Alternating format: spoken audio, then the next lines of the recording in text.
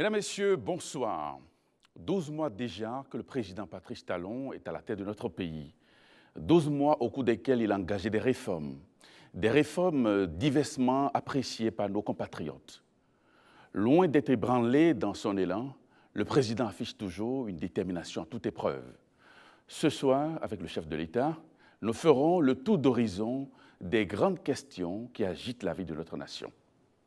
Et sur ce plateau, je suis avec André Dossa, de Canal 3 Bénin. André Dossa, bonsoir. Bonsoir Prévert, bonsoir chers amis téléspectateurs. Rachidi Ojo de Golf TV Africa, bonsoir. Bonsoir Prévert. Et Monsieur le Président, bonsoir. Bonsoir. Et merci d'accepter de venir ici à la télévision nationale.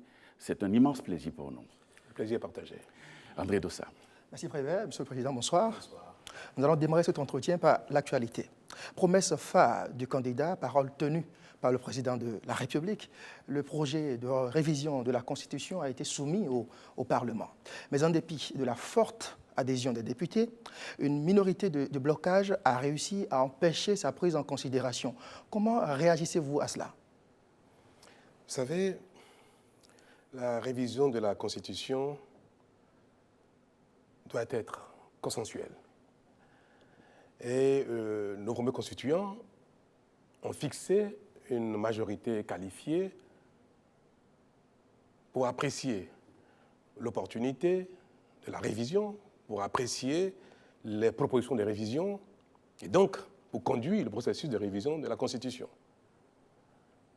C'est vrai que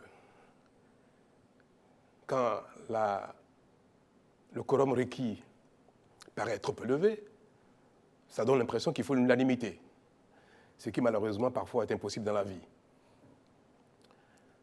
Mais peu importe, ce qu'il faut retenir, c'est que ce qui organise notre vie en communauté, ce qui organise notre vivre ensemble, doit effectivement faire l'objet d'un consensus. Et c'est en cela que, bien que ce ne soit qu'une majorité, une certaine minorité, je crois 22 députés qui ont voté contre, il faut en prendre acte avec sérénité. Parce que la révision de la Constitution ne peut être l'affaire du président de la République, tout seul. Et encore moins celui d'une certaine partie du Parlement. Et c'est pour cela que, bien que j'éprouve une certaine tristesse pour le fait que le projet n'ait pu être apprécié, analysé, débattu, mais je n'ai pas d'amertume. Je n'éprouve aucune amertume et je m'incline. C'est cela, mon rôle, parce que je suis un démocrate. J'appartiens à la nation ne m'appartient pas, donc je m'incline devant les règles de la nation. Monsieur le Président de la République, les députés anti-révisionnistes ont certainement fait écho à une certaine opinion qui pense que la révision de la Constitution n'est pas la priorité du moment. Le moment était-il vraiment opportun pour engager cette réforme? Je ne pense pas que ce soit l'opinion nationale qui les ait guidés dans leur choix. C'est politique, il faut le dire. La relation entre l'exécutif et le Parlement est d'abord une relation politique. Et la révision de la Constitution emporte un certain aspect politique. Je pense que nous sommes tous conscients au Bénin, nous-mêmes, la société civile, la classe politique, que notre Constitution a besoin d'être toilettée, a besoin de certains réglages. Nous avons estimé, il y a quelques années, que cela a pu être fait du temps du président Kérékou. Et si vous vous rappelez bien, en 2005, cela a été évoqué. Mais nous avons craint à cette époque que la Constitution ne serve au président Kérékou pour s'éterniser au pouvoir. Vous vous rappelez très bien, touchons ma Constitution, ça a été le mot d'ordre. Et le président Kérékou a reculé. Puis ça a été le tour de mon prédécesseur, qui a tenté ouvertement, à maintes reprises, d'engager la révision de la Constitution. Nous avons craint également que ce ne soit une révision opportuniste. Et cela n'est pas passé. Le moment est arrivé, c'est ce que je pensais, d'engager cette révision, d'autant que personne ne m'accuse d'introduire un projet de révision de manière opportuniste. Et d'ailleurs, ça, je ne l'ai entendu nulle part. Est-ce que ce n'était pas le moment de le faire? Surtout que je me suis engagé devant la nation pendant la campagne, quand j'étais candidat. Puis, à l'occasion de ma prestation de serment, je me suis engagé à entreprendre les réformes nécessaires. Et j'ai estimé, bien avant d'être candidat, que la réforme de notre modèle politique, la réforme de notre système d'organisation politique était nécessaire. Et j'ai dit, et que ce serait d'ailleurs un préalable, et que pour la bonne gouvernance, pour gérer le pays avec efficacité, il fallait nécessairement réformer le modèle, parce qu'il comporte en son sein des aspects pervers. En 1990, nous n'étions pas préoccupés par les travers éventuels de modèle présidentiel. Nous n'étions pas préoccupés par les travers éventuels d'un système de démocratie moderne. Nous voulions nous engager sur la voie de la démocratie, tout simplement. Nous avons mis en place un instrument qui a servi le Bénin, efficacement, il faut l'avouer, mais qui contient des imperfections. En 2017, après que nous ayons tous éprouvé notre modèle, que nous ayons relevé chacun de nous cette insuffisance, et qu'il n'y a pas de risque de révision opportuniste, est-ce que ce n'est pas le moment? Ça fait 1 an que je m'attelle, que je discute, que je parle avec les uns les autres, que je fouille, que je consulte pour améliorer notre loi fondamentale. Je pense même que j'ai pris trop de temps parce que j'avais dit que ce serait la première des choses. Mais comme elle ne concerne pas que moi, que l'exécutif, elle concerne le pays entier, j'ai pris le temps nécessaire pour soumettre au Parlement la question à débat. Malheureusement, le débat n'a pas eu lieu. Pourtant, j'ai rencontré la plupart des députés. Quand j'ai mis en place cette commission technique pour voir la faisabilité, pour améliorer les propositions que j'ai eu à faire pendant la campagne et pendant ma prise de fonction, j'ai estimé qu'au plan technique, j'avais les outils nécessaires pour engager la réforme. Et j'ai pensé qu'il serait convenable d'informer l'opinion du bien fondé des diverses propositions de modification. Cela a été tollé. Vous vous rappelez, on dit, pourquoi veut-il saisir, pourquoi veut-il informer l'opinion, pourquoi veut-il communiquer, pourquoi veut-il populariser d'abord, ce n'était pas le mot, mais le projet de révision. Et que les règles de la République imposent que cela soit soumis à l'Assemblée préalablement. Je précise que je ne voulais pas faire une réforme, un référendum, pas du tout. Parce que le référendum nécessite d'abord un vote parlementaire. Je voulais simplement, avant de m'engager formellement dans le processus, communiquer avec l'opinion, recueillir leur avis sur les aspects majeurs, avant de m'engager formellement dans la réforme. Alors, Monsieur le Président... Mais j'ai dû reculer. Quand il y a eu donc ce tollé, quand on m'a dit non, il veut opposer l'opinion au Parlement, j'ai reculé. Parce que mon rôle, c'est également d'écouter mes concitoyens et de tenir compte de leur avis. Ma volonté, mon idéal, ne passe pas, dans tous les cas, devant l'opinion. Non, je peux me tromper. Donc j'ai reculé. Et j'ai engagé une large consultation avec la classe politique. J'ai eu des tête-à-tête, des rencontres avec des groupes, des rencontres avec des partis politiques. J'ai consulté tout le monde au plan politique. J'ai fait des ajustements. J'ai tenu compte de la volonté des uns et des autres pour que cela soit l'objet d'un véritable consensus. Et j'ai introduit au Parlement ce projet sachant bien qu'il y avait des réticences. Pas des réticences, pour moi, rationnelles. Je me permets de le dire, j'utilise un mot très fort, mais c'est des réticences de principe, politique. Mais je ne pensais pas que je n'aurais pas pu recueillir la majorité nécessaire. Ça, j'ai été surpris, je dois l'avouer. J'en ai été déçu, mais je m'incline. Alors, Monsieur le Président de la République, ceux qui jugent que le moment n'était pas opportun pensent qu'il y a plus urgent, les problèmes sociaux. Alors, Monsieur le Président de la République, parlons-en, votre gouvernement a organisé le déguerpissement des bonnes dames qui se sont installées aux abords des voies. Elles sont aujourd'hui abandonnées dans le désarroi avec la misère qui s'en est mêlée. Qu'avez-vous à dire à l'endroit de ces personnes? C'est vrai que le pays va mal. C'est vrai qu'il y a des problèmes économiques sérieux, qu'il n'y a pas d'emploi, que le commerce va mal, qu'il n'y a pas d'eau, que l'électricité n'est pas totalement réglée encore. Mais est-ce que, parce qu'économiquement ça va mal, et que dans tous les cas, nous ne serons jamais en mesure, avec une baguette magique, de régler tous nos problèmes économiques en quelques jours, est-ce que c'est pour cela qu'il ne faut pas entreprendre les réformes qui sont indispensables? J'ai bien nommé les chefs de département, sans avoir réglé les problèmes économiques. Il y avait bien des réformes qui étaient nécessaires pour la bonne gouvernance, pour permettre de régler les problèmes économiques avec efficacité. Ces réformes-là, il fallait les faire.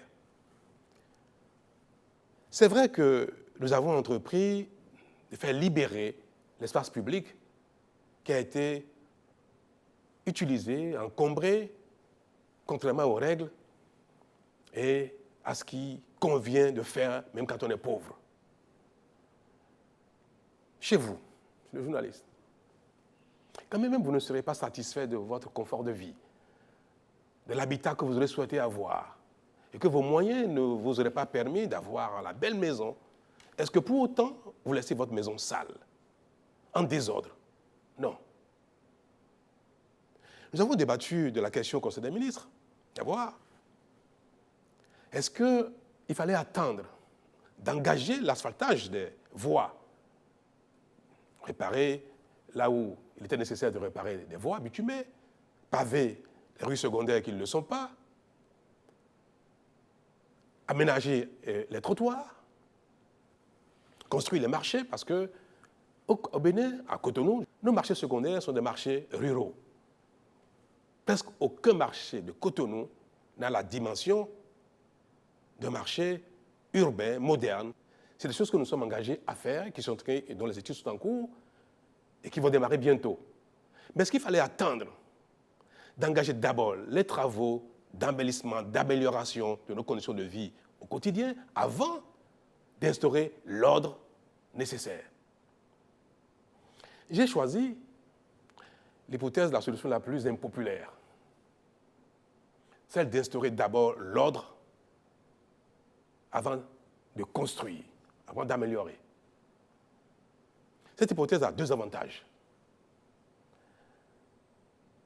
Parce que si, je vais donner l'avantage après, si nous engageons les travaux d'aménagement, d'assainissement, d'avaries primaires, d'évacuation de l'eau, de l'assainissement de la ville de Cotonou, la modernisation des marchés, et c'est seulement à cette occasion que nous faisons libérer les espaces, tout le monde aura l'impression que c'est pour les travaux que les espaces ont été libérés. Ce qui sera fixé dans la mémoire collective, ce n'est pas qu'on ne doit pas s'implanter dans l'espace public. Nous ne parviendrons pas à faire passer le message, la pédagogie qui est nécessaire de faire entendre pour les temps aujourd'hui et pour les temps à venir. Ce qui s'est passé est dur pour mes concitoyens. Mais ça a l'avantage également de nous marquer, nous tous, de marquer les esprits, de dire que ce n'est pas normal. Quand bien même nous n'avons pas les moyens d'améliorer l'espace, demain, même si c'est dans 5-10 ans que ça va se faire, en attendant, nous allons instaurer l'ordre, la propreté, la beauté dans notre pauvreté. Et c'est bien pour cela que, malheureusement, je ne sais pas s'il faut dire malheureusement ou heureusement, nous avons entrepris cette opération qui, c'est vrai, a causé beaucoup de tort, beaucoup de peine à nos concitoyens. Mais on ne peut faire des omelettes sans casser, l'omelette sans casser des œufs. Nous allons, dans les prochains mois, offrir à nos concitoyens le bénéfice des travaux qui vont contribuer à améliorer le quotidien et à faire sourire après les peines. Monsieur le Président, toujours sur le front social, il y a aussi l'opération de lutte contre les faux médicaments. Adiagoulé n'existe plus. Là aussi, Monsieur le Président, vous avez détruit les activités génératrices de revenus de plusieurs citoyens. Pourquoi? C'est cela le rôle difficile d'un gouvernant. Ce dont le gouvernant est conscient que c'est dangereux, mauvais pour les concitoyens. Mais que ceux-ci ne comprennent pas. Est-ce que notre rôle est de laisser ce qui est dangereux, mauvais, prospérer parce que les gens ne le savent pas? Ça fait très longtemps qu'on parle de ça. Au plan international, au plan mondial. Nos pauvres populations utilisent leurs maigres ressources pour acheter des médicaments qui les tuent. Pour acheter des médicaments qui ne sont pas que des placebos, pire que ça, qui contiennent des choses toxiques, dangereuses pour leur vie. Parfois, ces médicaments sont des drogues. Quelqu'un qui est malade, qui prend un comprimé rempli de produits excitants, calmants, des produits qui lui donnent l'impression qu'il va bien, des drogues. Quelques heures après d'avoir pris ce médicament, il a l'impression qu'il va bien, qu'il va mieux, qu'il est guéri. Et il fait la publicité pour ce même produit. Alors que ce médicament ne contient aucun principe actif destiné à lutter contre le mal dont il souffre. Quelques semaines, quelques mois après, il meurt et on accuse son voisin, ses parents de sorcellerie. Puis c'est ça qui caractérise nos appréciations dans le pays. Quand quelqu'un meurt de manière un peu incomprise, on dit non, c'est son voisin, c'est son parent qui est à l'origine. On ne meurt pas naturellement chez nous. On ne meurt pas naturellement au Bénin. Ce n'est pas seulement chez nous, en Afrique en général. Donc nous sommes conscients, et cela est avéré, tout le monde le sait, et vous le savez très bien. Mais nos populations à la base ne le savent pas. Ils sont pauvres, ils ont de quoi acheter quelques médicaments, ils s'en contentent. Notre rôle, c'est de lutter contre cela, même si cela doit faire de la peine, même si cela doit supprimer une activité illicite, mais qui nourrit des gens. Parce que ceux qui le font, c'est vrai, ils vivent de cela. C'est une activité dangereuse, illicite. Nous n'avons aucune raison de fermer les yeux, de nous taire dessus. C'est vrai, ça fait trop à la fois. Libération des espaces publics, lutte contre les faux médicaments, ça fait trop à la fois. Mais parfois, il faut avoir le courage de s'attaquer à la fois à tout ce qui va mal, et puis la peine se ressent en une fois. Justement, ces deux chantiers, ajoutés aux problèmes généraux d'emploi, contribuent à la mévente dans les marchés. Le savez-vous? Oui. Et qu'est-ce que vous pensez pensez faire pour corriger tout ça? C'est quelque chose qui nous préoccupe fondamentalement. Nos femmes, nos commerçants dans nos marchés, notamment dans Tongpa, Cotonou, dans les marchés des frontières, ne vendent plus. Le Nigeria, qui était un gros client pour le Bénin, le Nigeria est en difficulté. Et du coup, nous le ressentons durement. Mais je sais observer l'économie de mon pays. Et je souffre, comme beaucoup d'entre vous, à voir qu'il y a mévente, à voir que les véhicules d'occasion ne vont plus au Nigeria depuis un bon moment, que les Nigériens ne viennent plus acheter sur nos marchés parce que la chute du Naira a affaibli leur pouvoir d'achat, a réduit la consommation au Nigeria, et ils ne viennent plus ici. Mais est-ce que nous avons raison de bâtir notre économie sur de l'importation de produits manufacturés venant d'ailleurs et qui transitent par le Bénin, au Nigeria? Et nous vivons là-dessus, nous bâtissons notre confort là-dessus et nous ne faisons aucun effort pour produire localement, pour créer de la valeur ajoutée et pour ne plus être à la merci des changements de parité, des changements de valeur entre les monnaies, entre le naira et puis les devises. Je pense que la chance que nous vivons aujourd'hui, certes difficile, doit nous amener à restructurer notre économie. Et c'est ce que le gouvernement s'emploie à faire depuis bientôt un an. Changer la structure de notre modèle économique. Maintenant, ils ne le sentent pas parce que, malheureusement, en cette matière, il est impossible d'entreprendre la restructuration de l'économie et d'avoir les résultats au bout de quelques semaines, au bout de quelques mois. Je vous donne un exemple très simple.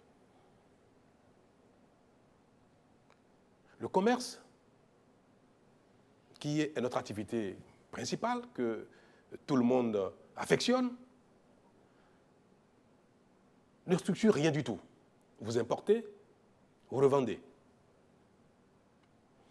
Mais si pendant que vous importez, que vous revendez, vous gagnez beaucoup d'argent, vous avez de l'épargne, et que vous décidez de ne pas utiliser l'épargne, votre potentiel financier, pour tout simplement continuer d'importer davantage et de vendre, que vous décidez de construire une usine, de construire une unité de production,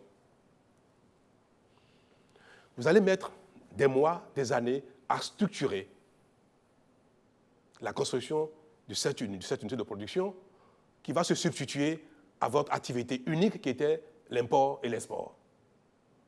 Il faudra un temps pour changer, même si vous avez les moyens, il faudra un temps pour changer votre modèle économique. Le Bénin, c'est l'ensemble de toutes les volontés, de tous les potentiels, de toutes les opportunités d'affaires. Changer un modèle requiert du temps, des moyens, une restructuration du modèle économique et des lois et des tests qui organisent le pays. L'État n'a pas vocation à créer les unités de production. L'État a vocation à prendre les tests nécessaires, à organiser la refonte du système pour favoriser l'investissement. Nous avons pris un certain nombre de lois depuis quelque temps pour favoriser l'investissement. Nous avons beaucoup de projets qui sont en cours, qui sont presque à maturité, qui vont se développer, qui sont déployés, qui vont se réaliser dans les mois à venir. Nous avons passé un an, mais cette année a été utile, nécessaire pour structurer, construire, prendre les tests qu'il faut, sensibiliser les partenaires qui ont intérêt à venir travailler au Bénin pour que dans les mois à venir, nous commençons à voir de nos yeux la réalité du changement qui concernera aussi bien le tissu industriel, le tissu commercial, c'est parce que le modèle commercial que nous avons, il va falloir le changer. Vous savez, pour finir, je ne vais être pas trop long sur le sujet, notre modèle agricole ne va pas bien. Vous savez très bien que le changement climatique perturbe la pluviométrie et qu'aujourd'hui, il est difficile pour les producteurs de prévoir, de semer conformément au calendrier habituel. Nous devons, à partir de maintenant, nous atteler à maîtriser l'eau, irriguer, introduire l'irrigation, introduire les retenues d'eau, les modèles qui permettent de retenir l'eau qui tombe trop en une fois, maîtriser pour redistribuer convenablement sur les terres pendant les périodes pendant lesquelles les plantes ont besoin d'eau. On n'instaure pas ce modèle en quelques jours. Il faut du temps. Il faut du temps. Alors, Monsieur le Président de la République, dans votre ancienne vie, on vous surnommait le magnat du coton. Alors, le coton, semble-t-il, cette année, ça promet. Et puis, il y a quelques difficultés sur le terrain. Il semble qu'on peine aujourd'hui à amener donc l'état de coton dans les champs, par exemple, Banikwara et autres, vers les marchés autogérés. Qu'en est-il concrètement, Monsieur le Président? Vous savez, le coton va mieux. Et le mal de mon gouvernement, c'est que nous ne communiquons pas. Et je ne sais pas s'il va falloir changer de méthode pour communiquer à tout va sur tout ce que nous faisons. J'ai dit à l'entame de mon mandat que je connais les acteurs de la filière coton, que la filière était suffisamment mûre pour se prendre en charge et qu'il n'était plus nécessaire que l'État investisse de l'argent dans la filière coton. Depuis que je suis là, l'État n'a pas mis un seul centime dans la filière coton. Vous avez vu à l'époque, c'était à la télévision qu'on faisait la promotion du coton, qu'on sèmait le coton, on plante le coton. Vous avez vu combien les hélicos circulaient dans le pays pour faire la promotion du coton, combien les forces armées, nos militaires, nos policiers sont mobilisés pour décharger le coton. Nous avons dépensé, le Bénin a dépensé en 3 ans plus de 150 milliards de francs CFA pour soutenir la filière coton, dans le passé. Récent. Et bien que les prix étaient très bons sur le marché international, la production cotonnière au Bénin n'en a pas profité. Au contraire, nous avons perdu de l'argent. Le Trésor public a injecté plus de 150 milliards sur 3 ans dans la filière coton, sans retour. Cet argent aurait pu servir à construire des hôpitaux, donner de l'électricité, construire des forages. Il a été gaspillé. Mais depuis que nous sommes là, je vous ai dit, pas un franc n'a été mis dans la filière coton. Mais vous savez, la production actuelle du coton est en train de dépasser les 400 000 tonnes. La production cotonnière, la campagne 2016-2017, qui est en train d'être récoltée, qui est en train d'être égrenée, le coton qui est en train d'être commercialisé, a déjà dépassé les 400 000 tonnes. C'est vrai que nous ne communiquons pas là-dessus, mais notre rôle n'est pas de communiquer. Mon ambition n'est pas de communiquer sur les acquis. Parce que c'est pas parce que le coton va mieux que la vie va beaucoup mieux au Bénin globalement. Alors, Monsieur le Président de la République, on sait que vous êtes un homme de succès, vous faites des prouesses, et pourtant, peut-être au nom de l'humilité, vous ne voulez pas en parler. Pourquoi? C'est vrai, comme je l'ai dit tantôt, je n'aime pas parler de mes réussites. Je suis peut-être un peu pudique, mais c'est ma nature, mon mode de fonctionnement. Et d'ailleurs, je dois vous faire remarquer une chose. À l'entame du mandat, en avril 2016, toujours parlant donc de la filière coton, quand nous sommes arrivés, il n'y avait pas un gramme d'intrant, il n'y avait pas un litre d'insecticide, et rien n'avait été fait pour préparer la campagne cotonnière 2016-2017. Ça devait être le chaos. En quelques semaines, nous avons réussi à rattraper les retards et à faire de la campagne 2016-2017 une campagne cotonnière jamais égalée, après le 6 avril. C'est quelque chose qu'il peut-être convient de souligner pour montrer que toutes les fois que nous devrons apprécier le résultat d'une action, nous allons constater que l'action a été bonne. Et c'est pour ça que j'attends de mes concitoyens qu'on puisse apprécier chaque fois le résultat de mes actions.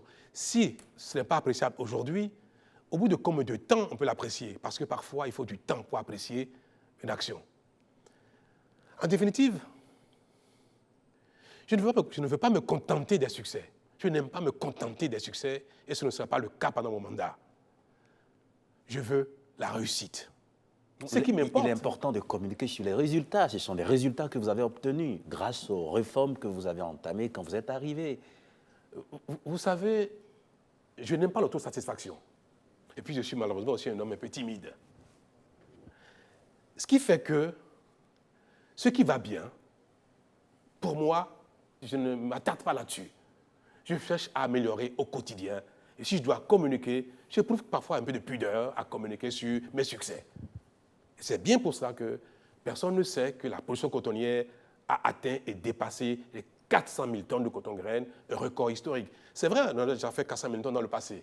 Mais vous savez, si vous me le permettez, je vais pouvoir me le permettre par moment. Oui, allez-y, monsieur avoir un peu de... me satisfaire un peu de ce que j'ai pu faire dans le passé. Toutes les fois que j'ai eu l'opportunité de travailler en tant qu'acteur privé, librement, dans la filière coton, les résultats ont été immédiats. Toutes les fois que j'en ai été écarté, malheureusement, ceux qui prennent la relève n'ont jamais été à la hauteur. Nul n'est indispensable, certes, mais par moments, certains acteurs montrent de l'efficacité. Aujourd'hui, je suis à la tête du pays, je ne suis plus un acteur privé de la filière coton, mais j'ai su appuyer là, il faut appuyer. J'ai su donner les responsabilités là, il faut les donner pour que le résultat soit immédiat. Et c'est pour cela que la production cotonnière se passe très bien cette année, que nous avons plus de 400 000 tonnes, que les paysans sont payés régulièrement sans que l'État n'intervienne, sans qu'il y ait de la publicité. et que le coton-graine soit ramassé normalement. Il reste à peine 50 000 tonnes de coton-graine dans les champs, à l'heure d'aujourd'hui. Le Bénin a déjà commercialisé plus de 350 000 tonnes de coton-graine. Nous sommes début avril. Les 50 000 tonnes qui restent seront commercialisées, enlevées d'ici 2-3 semaines. Et j'apprécie les acteurs actuels, je les félicite, et je dis, nous pouvons en être fiers. Nous aurons l'occasion d'avoir les chiffres définitifs, et je pense que cette année, le Bénin va battre le record historique. Nous avons fait dans nos années de grâce 425 000 tonnes. Peut-être que nous ferons cette année 426 000 tonnes, peut-être. Il y aura peut-être 1 kilo de plus. Nous allons battre le record historique du coton au Bénin, la production cotonnière au Bénin. Monsieur le Président, Oui.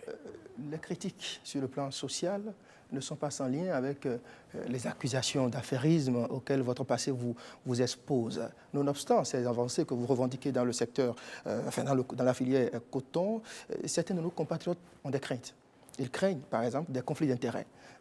Leurs craintes portent notamment sur Olivier Bokor. Un certain Olivier Bokor, qu'on dit trop proche de vous, trop présent. Comment vous réagissez à cela? Vous savez, on ne peut pas avoir été opérateur économique et devenir président de la République sans soulever des inquiétudes. C'est légitime. Quel que soit le pays où un opérateur, quelqu'un qui a été opérateur économique devient un président de la République, ces questions sont légitimes. C'est à nous de prouver à nos concitoyens au fil du temps que nos intérêts matériels ne nous préoccupent pas au détriment de l'intérêt général, de tout le monde. Pour ma part, je l'ai dit plusieurs fois, je ne vis pas dans l'opulence. Je suis né d'une famille pauvre. J'ai fait un chemin qui, matériellement, m'a donné beaucoup de satisfaction. Je rends grâce au ciel pour cela et je m'en satisfais. J'ai un nouveau défi, celui de réussir à la tête du Bénin à faire des miracles. C'est mon nouveau défi. Et je prends toutes les dispositions pour y parvenir. Je me suis retiré de toutes les entreprises dans lesquelles j'avais des intérêts directs ou indirects. J'ai cédé la plupart à des partenaires, anciens partenaires, à mes héritiers. J'en ai vendu à d'autres personnes qui n'étaient pas dans le secteur mais qui sont intéressées. Donc je me suis débarrassé de tout ce qui pouvait m'attacher aux entreprises. Mais ce n'est pas pour autant que je vais m'acharner à détruire tout ce que j'ai conçu de ma main, de ma vie. Je n'ai pas détruit la filière coton parce que je suis devenu président de la République. Parce que les usines, les sociétés cotonnières qui m'appartenaient, qui appartiennent aujourd'hui à mes enfants, à mes anciens associés, à d'autres personnes à qui j'ai vendu mes parts, est-ce que parce que je suis devenu président de la République, je dois détruire la filière coton pour dire « Ah non, non, non, tant que la filière coton vivra, prospérera, on dira qu'il y a conflit d'intérêts. » Mais non, au contraire. J'ai plaisir à voir ce que ma mère a construit, j'ai plaisir à le voir prospérer, à s'épanouir pour l'intérêt de tous. C'est pareil pour le PVI. J'en viens, c'est pareil pour le PVI. Ils ne sont pas quelque part légitimes. Je vous ai dit que ces craintes sont légitimes. Je ne dénie pas mes concitoyens de craindre cela. Ce n'est pas seulement au Bénin, c'est partout, ce n'est pas que les Béninois qui craignent cela. C'est légitime. Mais c'est à moi de donner la preuve qu'à la fin, ils verront qu'il n'y a pas eu conflit d'intérêts, qu'il n'y a pas eu prise d'intérêt illicite. C'est pareil pour M. Bokor. M. Bokor est un ami. Et j'entends dire qu'il est trop présent. Vous savez, la fonction présidentielle est une fonction difficile, qui isole. Et si vous devez faire une prière à quelqu'un qui occupe cette fonction, c'est qu'il puisse garder ses amis. C'est qu'il puisse avoir des gens qui n'ont pas d'intérêt de portefeuille, qui ne sont pas ministres, qui sont des amis, qui peuvent lui dire la vérité, qui peuvent lui dire « Cher ami, telle chose ne va pas bien, telle chose va bien, mais ça peut être amélioré. » C'est le rôle que Olivier Bokor joue. Je garde mes amitiés avec le Bokor, qui est un homme extraordinaire, que j'apprécie beaucoup, que j'appelais parfois même un compagnon d'infortune. Et je ne veux pas, parce que je suis devenu président de la République, dire qu'il faut qu'il s'éloigne de moi, parce qu'entre-temps, lui, il est resté dans l'entreprise. Et d'ailleurs, c'est vrai, j'ai cédé aussi à M. Bokor une partie d'un fonds de commerce que nous partagions ensemble. Je lui ai cédé. Mais il reste mon ami et ce n'est pas un courtisan. Alors, Monsieur le Président, Oui. les craintes par rapport au conflit d'intérêts se sont davantage exprimées par vos compatriotes ces dernières semaines, surtout avec le retour du PVI. Quelles sont les garanties que vous donnez aux acteurs portuaires quant à la mésaventure qui a été vécue en 2011-2012? C'était quoi cette mésaventure de 2012? Il y avait beaucoup de grognes, beaucoup de plaintes. Vous savez, le PVI est un outil de contrôle. Vous avez déjà vu dans le monde quelqu'un qui applaudit une structure de contrôle? Surtout si la personne est concernée. Celui qui doit subir un contrôle n'est jamais favorable à l'outil de contrôle. Le PVI contrôle l'activité commerciale qui génère des revenus à l'État, la douane. Et vous savez très bien, les complicités parfois qui lient les douaniers aux importateurs. Et dans tous les pays du monde, notamment dans les pays les moins développés, les pays en développement, qui n'ont pas encore un certain niveau de dématérialisation avancé, où le risque de corruption au niveau cordon douanier est élevé, il y a toujours un PVI. Il y a toujours un PVI au Bénin. Mais c'est parce qu'en 2011, il a été mis en place un modèle très avancé. Vous savez, il n'y a pas de scanner au Bénin. Il n'y en avait jamais eu. Tous les pays du monde, tous les ports ont un scanner. Au Togo, il y a un scanner. Le PVI, c'est rien que ça.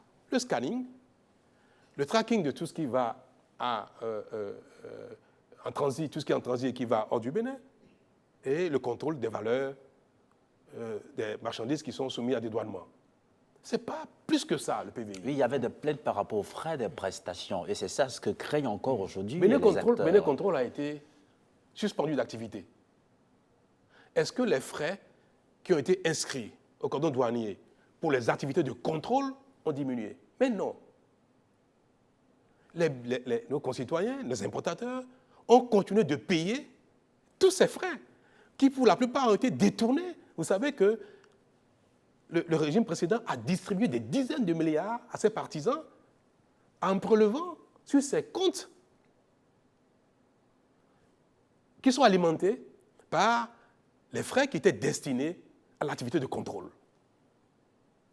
Et aujourd'hui, est-ce que, parce que je suis devenu président de la République, parce que j'ai été à l'origine du PVI Nouvelle Génération, que je dirais aujourd'hui, ah non, comme je suis président, pas de scanning au Bénin. Ça reste comme ça. Pas de contrôle des valeurs à l'importation, pas de tracking, parce qu'il y a un risque que la société de Bénin Contrôle, dans laquelle je n'ai plus d'intérêt du tout à titre personnel, que cette société, on confonde ses intérêts avec les intérêts de la nation que je suis tenu d'arbitrer. Non. Je n'ai pas cette pudeur, je n'ai pas ce complexe, et le PVI est quelque chose de bien pour le pays. Le PVI a été réhabilité, et c'est aussi cela mon rôle, de pouvoir, même s'il y a des inquiétudes, dire que non, restez tranquille, apaisez-vous, ça se fera selon les règles de l'art, pour l'intérêt général.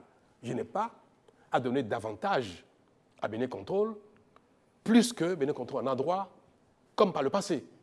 Rien n'a été rajouté aux intérêts de Bénin Contrôle dans son activité de contrôle. Au contraire, ces derniers jours, le gouvernement a obtenu, Bénin Contrôle, la refonte des tarifs. La filière véhicule de canton va très mal.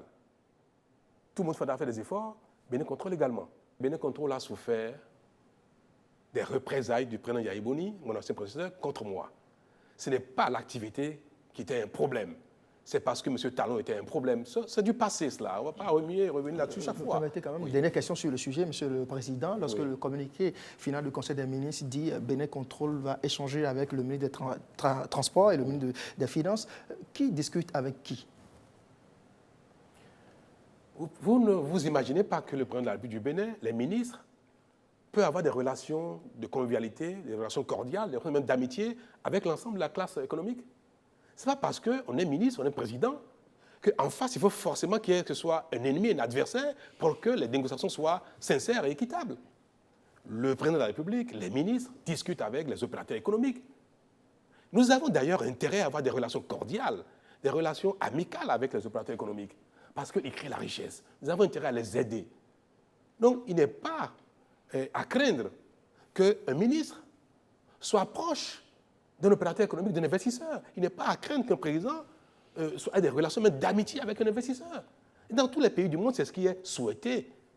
il ne faut pas que cette phobie que nous avons des relations incestueuses nous amène à tuer complètement ce qui est recommandé, qui doit avoir de la convivialité. Pourvu que ce qui se fait sur les règles de l'art, génère quelque chose pour l'intérêt général, ainsi que pour l'opérateur en question. Monsieur le Président, parce qu'on parle de M. Olivier Bocco, je voudrais vous demander, oui, il nous revient qu'il sera à la base de la démission de votre autre ami, candidat Azanahi.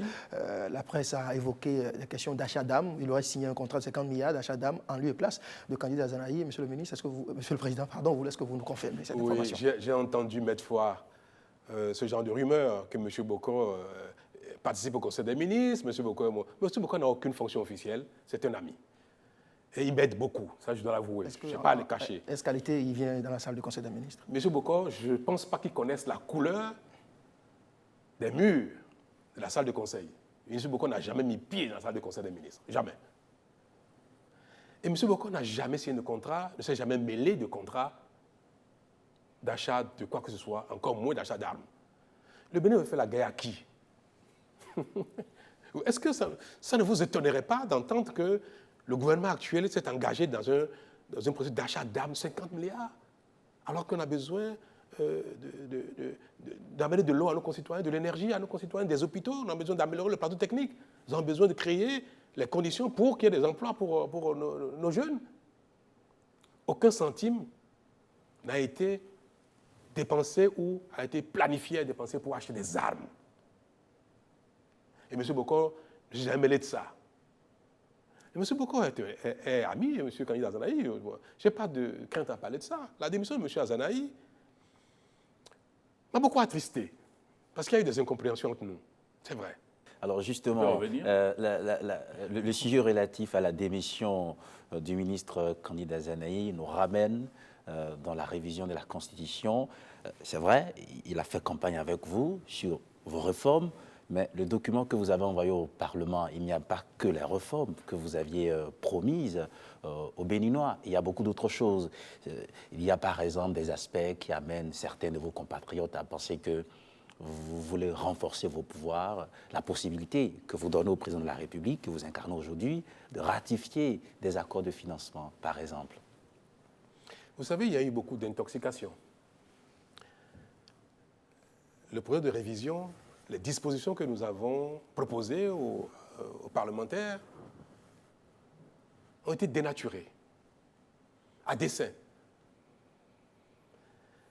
Et comme je n'avais pas la possibilité de communiquer largement pendant que les députés sont appelés à examiner le projet, à ce qu'on trouve un accord sur le projet. Parce que vous savez, quand un projet va à l'Assemblée, au niveau de la commission des lois, il y a échange entre les députés et le gouvernement. Est-ce qu'il était convenable, est-ce qu'il conviendrait que pendant que les discussions en cours ont été engagées entre le Parlement et l'exécutif, qu'au même moment, je communique sur mes propositions, que je fasse la propagande sur mes propositions? C'est un peu comme si je fais un débat non sincère avec les députés. Moi, je ne peux pas être sincère dans la discussion, être attentif aux amendements éventuels des députés, au même moment, communiquer largement sur mes propres propositions. Ce ne serait pas sincère. Donc, nous étions un peu pris au piège de devoir avoir une discussion sincère avec le Parlement, et donc à ne pas pouvoir communiquer largement dessus. Ce qui a ouvert le champ à l'intoxication, ce qui a ouvert le champ à la désinformation.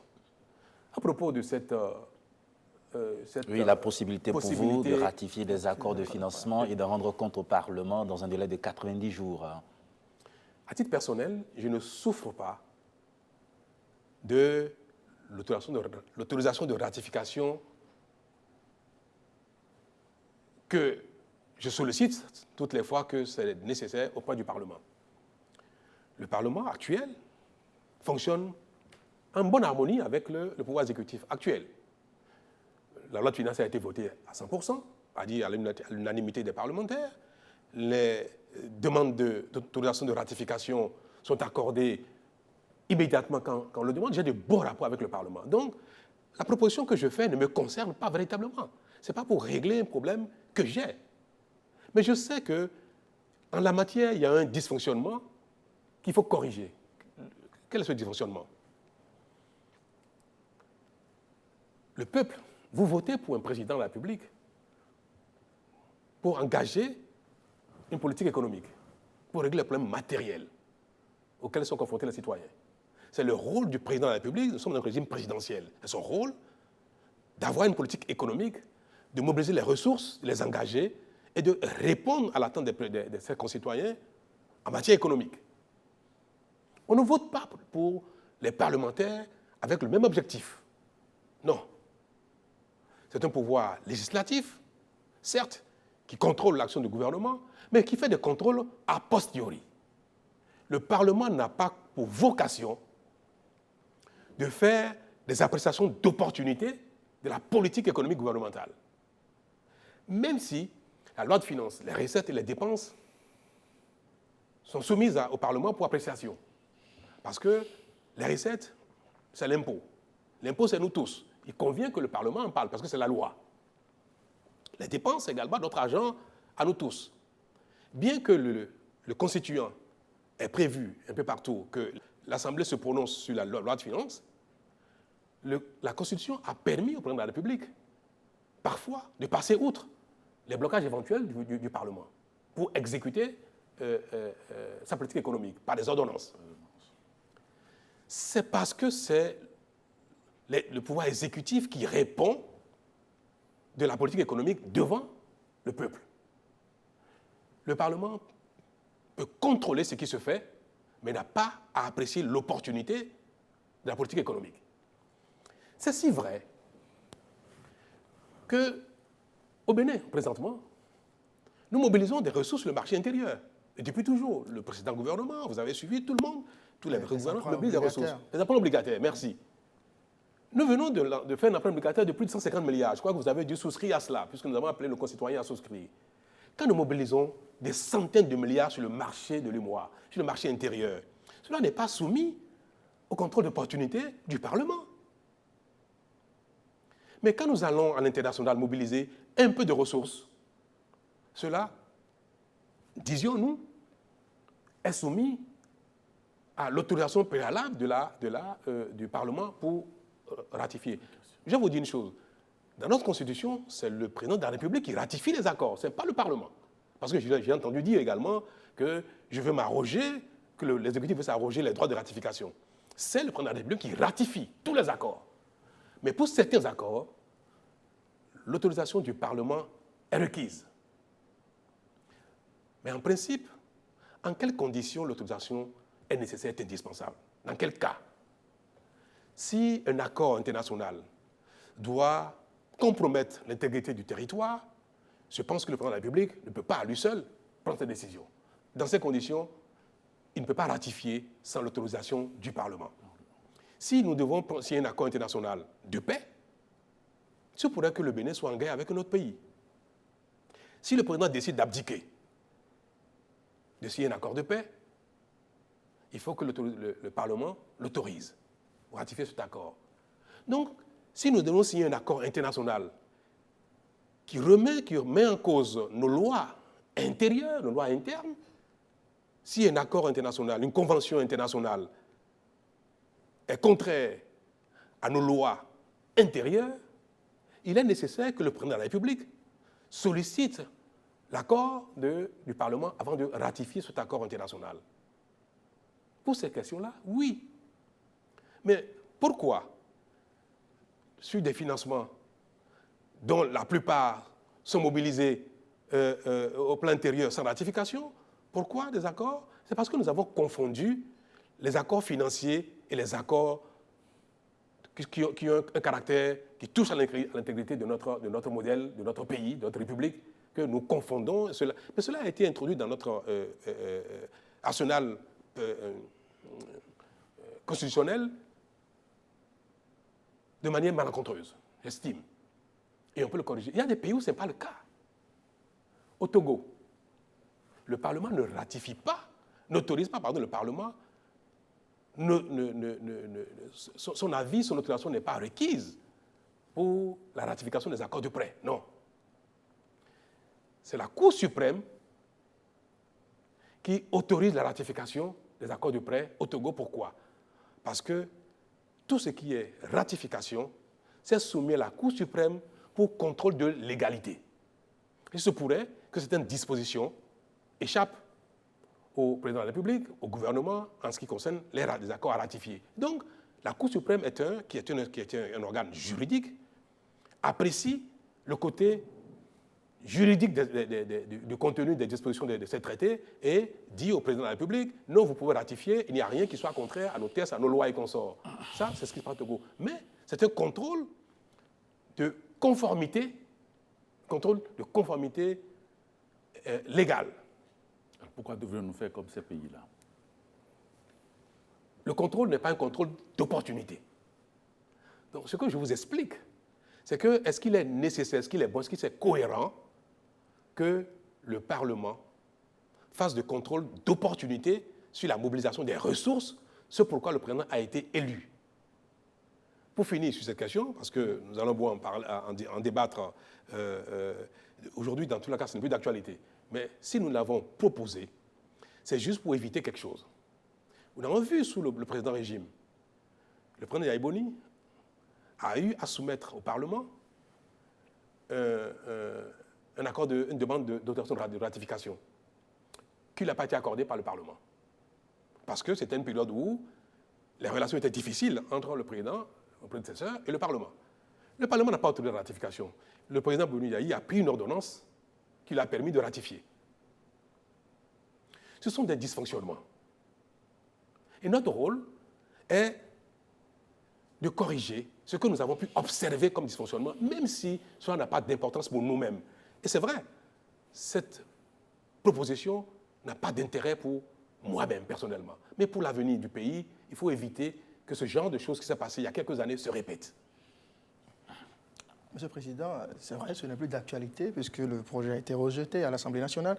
Mais dites-nous pourquoi avez-vous voulu consacrer l'impunité des gouvernants, les ministres et vous, en interdisant dans le projet la garde à vue, la détention préventive?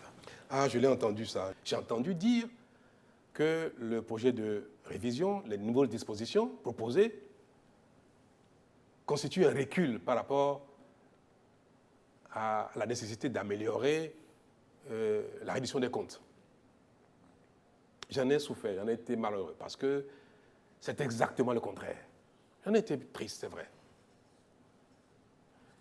Actuellement, les dispositions actuelles de notre Constitution protègent indéfiniment les gouvernants. La preuve, jamais un ministre n'est passé devant la Haute Cour de justice. Jamais un ministre, un ancien ministre, un nouveau ministre ou un ancien ministre, n'a été interrogé par un juge. Il y a eu un cas. Ça a été vraiment extraordinaire. Un cas, je crois que c'est l'exception qui confirme la règle. Mais d'ordre général, au Bénin, il n'est pas possible même d'écouter un ministre sur ce qu'il a pu faire pendant son passage au gouvernement. L'impunité est consacrée par notre Constitution. Il faut, avant d'être écouté, avant qu'il y ait enquête vous concernant, il faut que le Parlement lève l'immunité, le droit d'immunité, en tant qu'ancien ministre. Même si vous n'êtes pas parlementaire, il faut que le Parlement vote aux 2/3 pour lever votre immunité. Et 2/3, c'est beaucoup, c'est pas facile à avoir. Vous voyez, je voulais 4 tiers, je ne l'ai pas obtenu. Donc, pour avoir 2/3 du Parlement, pour lever l'immunité d'un ancien ministre, c'est pratiquement impossible. Rien que pour l'enquête. Si on obtient la levée de votre immunité et que l'enquête a lieu, l'instruction a lieu, et que l'instruction conclut qu'il faut aller plus loin, que vous devez être jugé, il faut encore retourner au Parlement pour solliciter un vote encore aux 2/3 pour permettre que vous puissiez être jugé. Deuxième vote, il faut lever 2 fois l'immunité des anciens ministres. Ça s'appelle, pour que vous soyez... Le premier vote, ça concerne l'instruction. Le deuxième concerne la mise en accusation. Donc, c'est pratiquement impossible. Et quand bien même on aurait obtenu encore cette fois-ci le vote qualifié pour votre mise en accusation, vous êtes jugé par un groupe, c'est-à-dire une structure qu'on appelle aujourd'hui notre Haute Cour de justice, qui est composée des membres de la Cour constitutionnelle et des députés. Tout le monde sait très bien que la Cour constitutionnelle est composée de personnes désignées à la fois par le président de la République et désignées par le Parlement. Donc c'est un organe qui provient des organes politiques, des structures politiques. Le Parlement, c'est des politiques. Donc la structure qui jugera, sera une structure composée de politiciens. Donc l'impunité est éternelle. Nous avons proposé, dans ce que j'ai mis dans la proposition de révision, j'ai dit qu'un ministre en fonction a besoin de ne pas être perturbé par des dizaines de procédures. Sinon, si on permet on lève toutes les immunités, y compris pour le gouvernement qui est en place, y compris pour les ministres qui sont en fonction, le ministre peut passer toute sa vie devant les tribunaux. Pendant qu'un ministre est en fonction, l'immunité qui était accordée, je le maintiens. Il faut 2/3 du Parlement pour lever l'immunité d'un ministre en fonction, d'un président de la République en fonction. Là où j'ai évolué, là où notre proposition a évolué, nous disons, mais quand un ministre n'est plus en fonction, quand il a fini, quand il n'a plus la tête dans le guidon, il a besoin d'avoir toute sa tête pour travailler pour la nation, il n'est plus ministre, il peut répondre de ce qu'il a fait. Absolument. Mais en ce moment, il n'est plus nécessaire de demander qu'on lève son immunité. Donc, il n'y a plus d'immunité, selon moi, il n'y aura plus d'immunité pour les anciens ministres. C'est ce que j'ai proposé dans mon projet de révision, que toute personne qui a été ministre, une fois qu'il a fini, il peut répondre devant les tribunaux, et pas devant la Haute Cour de justice, non, devant les tribunaux ordinaires. Pour qu'on l'entende sur ce qu'il a fait, qu'il y ait des enquêtes, qu'il y ait une instruction. S'il est nécessaire qu'il soit jugé, qu'il puisse répondre devant les juges, qu'il soit jugé. Mais personne ne l'a dit, ça. C'est écrit noir sur blanc. Mais tout ce que nous avons rajouté comme précaution, parce qu'on nous a dit, oui, d'accord, mais un ancien ministre qui a eu dans l'exercice de sa fonction à prendre même des mesures impopulaires qui ont pu porter préjudice à des gens. Un policier, il n'est plus ministre, qui le convoque pour l'écouter sur une plainte concernant son action au gouvernement. Parce que si c'est une plainte qui concerne sa vie en général, il n'y a rien, il répond dans les dispositions ordinaires.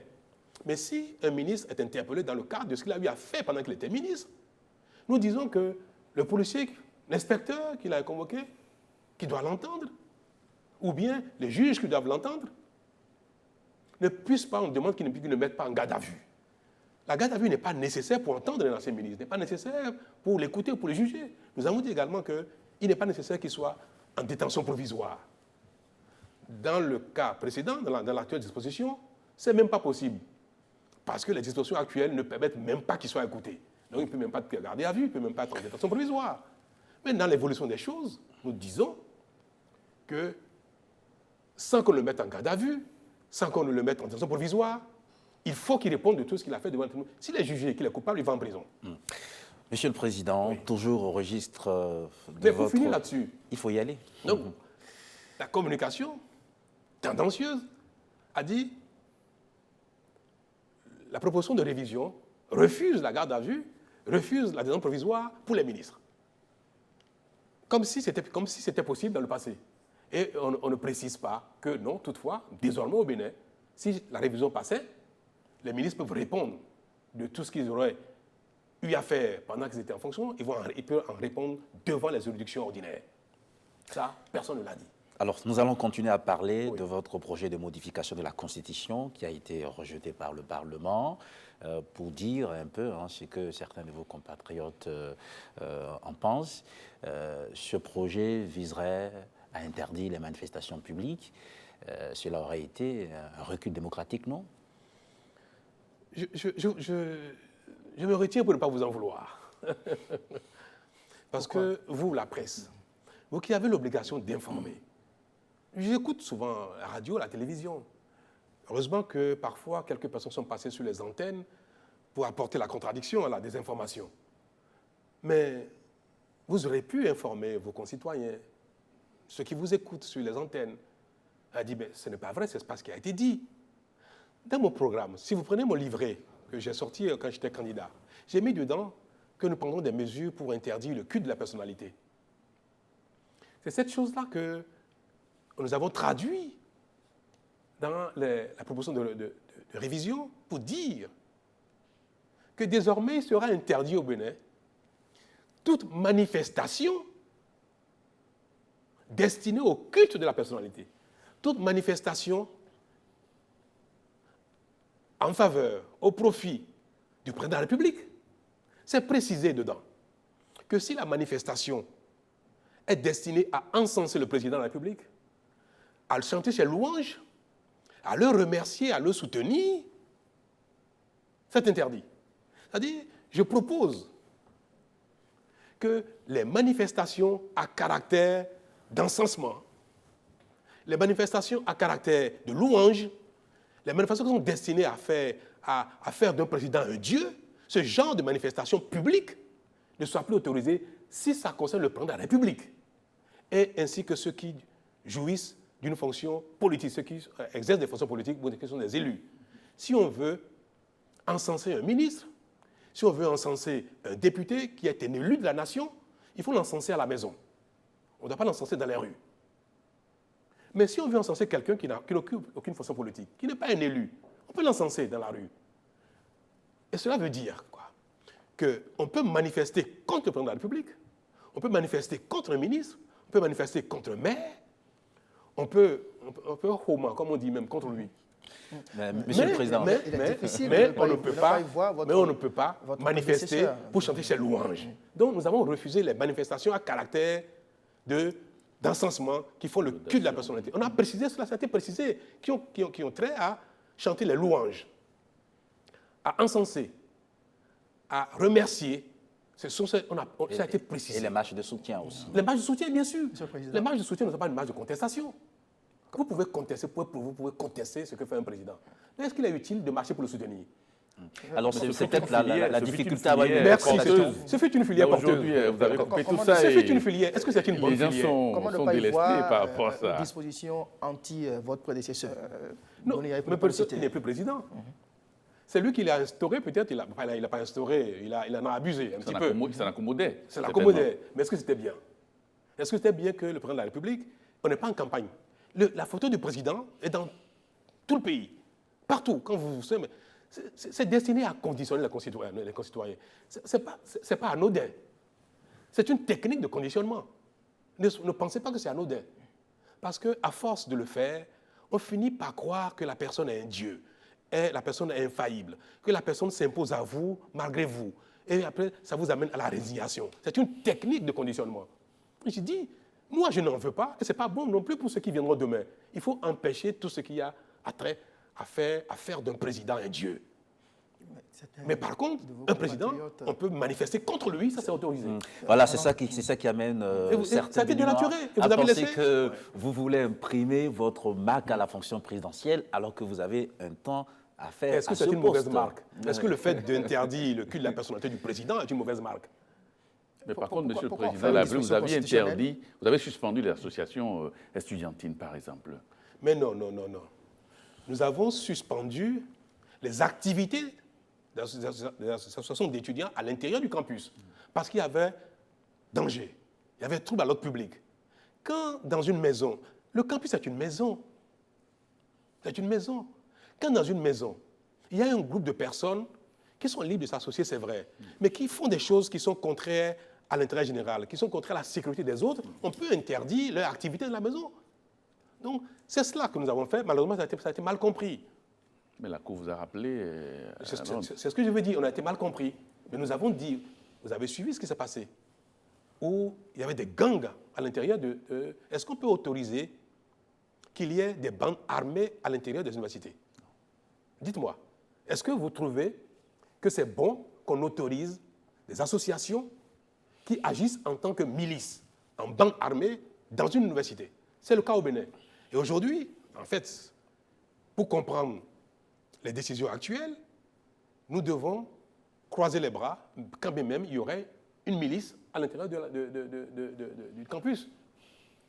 Parce que nous avons interdit ces activités qui, à un moment donné, ont commencé à déraper.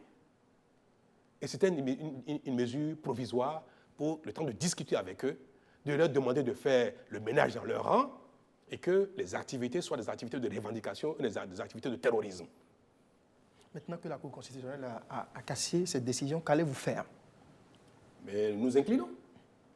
Je suis un démocrate et les décisions de la Cour s'imposent, même si parfois on peut avoir du mal à comprendre le bien fondé. Mais je n'ai pas à juger. Et nous avons à nous incliner devant les décisions de la Cour. Alors, quelles sont les perspectives pour ces associations estudiantines et leurs activités? Vous allez lever la suspension, Monsieur le Président de la République?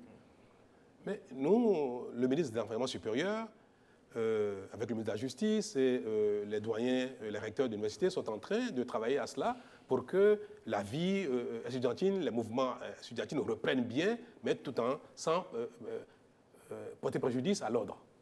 Monsieur Patrice Talon, Oui. la question de l'inamovibilité des juges, des magistrats était aussi au cœur de la contestation. On a même vu l'UNAMAB Oui, qui a oui, organisé une oui. marche de protestation C'était contre pas- certaines dispositions de votre projet de réforme constitutionnelle. Pourquoi avez-vous fait l'option de circonscrire dans le temps, de limiter dans une période l'inamovibilité du juge? D'accord. Alors, je comprends, je prends votre question, je vous prends au mot. Monsieur Ojo, est-ce que vous êtes d'accord que quand un juge, en début de carrière, est nommé dans une fonction, il reste éternellement et que c'est seulement à sa seule volonté qu'il peut changer de poste? Vous trouvez que c'est normal? Que vous commencez votre carrière. Vous avez la chance d'être nommé à un poste intéressant, bien. D'autres n'ont pas la chance, ils ont été mutés à l'intérieur du pays où la vie est plus difficile. Aujourd'hui, le tribunal de Cotonou est le tribunal le plus attractif. Il y en a qui sont à Kandi, qui sont à Parakou, qui sont à Natengou, où c'est difficile. Alors celui qui commence sa carrière à Cotonou, tant qu'il n'aura pas décidé de quitter, de quitter sa fonction de juge au tribunal de Cotonou, il y restera toute sa vie. Ce n'est pas cela qui justifie, qui préserve l'indépendance des magistrats et des juges, non. Nous avons dit. Et d'ailleurs, ce que j'ai dit relève des recommandations beaucoup de commissions techniques. La commission Aranzo, la commission à Yunofou, beaucoup de commissions, je n'ai plus exactement en tête les commissions qui ont préconisé cela, on dit que c'était une mauvaise interprétation. Il faut clarifier. Nous voulions clarifier la chose en disant on peut nommer un juge dans une fonction dans laquelle il a besoin d'être protégé pendant un temps, 5 ans, 10 ans, on peut bien me dire 20 ans si on veut. Moi, je n'ai pas statué sur la période, mais il faut nommer des gens pour un mandat. Les structures auxquelles on veut conférer une certaine indépendance, on les nomme pour un mandat. La Cour constitutionnelle, président de la Cour suprême, tout ce qui a besoin d'avoir une certaine indépendance, c'est des mandats qu'on donne sur une période, 5 ans, 4 ans, 10 ans si on veut, et pendant cette période, la personne est totalement indépendante et inamovible. Mais on ne peut pas dire que les juges du siège sont nommés à vie. Nous ne sommes pas devant la Cour suprême américaine où c'est un autre degré de juridiction et dans un autre contexte. Est-ce que c'était ça? Vous pensez que le choix est pertinent de nommer des juges à vie? Monsieur le Président de la République, pourquoi est-ce que le statu quo actuel vous dérange-t-il? C'est une clarification nécessaire parce que ça permet, ça rend même la fonction encore plus efficace. Le fait que quelqu'un soit en place pour un mandat. Parce qu'aujourd'hui, qu'il fasse bien ou mal, il reste indéfiniment. C'était une clarification qui était nécessaire parce que tout le monde était conscient que c'était une mauvaise interprétation des tests. Donc nous avons voulu que ce soit clarifié pour dire qu'on précise le mandat pour lequel les juges sont nommés et pendant cette période, ils sont inamovibles, sauf faute grave. Mais j'admets qu'il puisse avoir des dispositions apolémiques. Mais est-ce que tout était apolémique? Là, vous en avez relevé des dispositions en polémique? Je donne un exemple. J'ai entendu parler de la loi organique sur l'administration. On a dit, pourquoi dans la proposition de réforme, de modification, on introduit la loi organique sur l'administration. Et on dit que pour modifier cette loi organique, l'avis du président de la République est requis. Donc c'est comme si on donnait au Parlement un pouvoir de légiférer sur les tests et qu'au même moment, on demande au Parlement d'avoir d'abord l'avis du président avant de pouvoir le juger. Pourquoi? Parce que dans la proposition que nous avons faite, nous avons dit que désormais, la gestion de l'administration, vous savez que la Constitution dispose que le président de la République dispose de l'administration, librement, comme il veut. Moi, j'ai introduit une notion, j'ai dit, c'est pas bon que le président de la République dispose librement de l'administration, qui nomme les hauts fonctionnaires comme il veut, qui nomme le directeur des impôts, le directeur de la douane, le directeur des grandes régies, comme il veut, et les manipule. Nous allons encadrer cela. Il y a, par exemple, les corps de contrôle. Les corps de contrôle ont besoin d'être structurés de sorte qu'ils soient vraiment des corps de contrôle indépendants. Donc, tout cela va faire l'objet d'une loi organique. J'ai proposé que l'éducation soit régie désormais, soit tenue par un conseil national de l'éducation qui va avoir tout le pouvoir en matière éducationnelle. Parce que ceux qui vont y siéger sont des chassants, excusez-moi, des gens qui savent de quoi il s'agit et qui vont statuer sur les questions qui ont besoin de compétences. Parce qu'aujourd'hui, les ministres disposent de l'éducation nationale et parfois n'en ont même pas la compétence.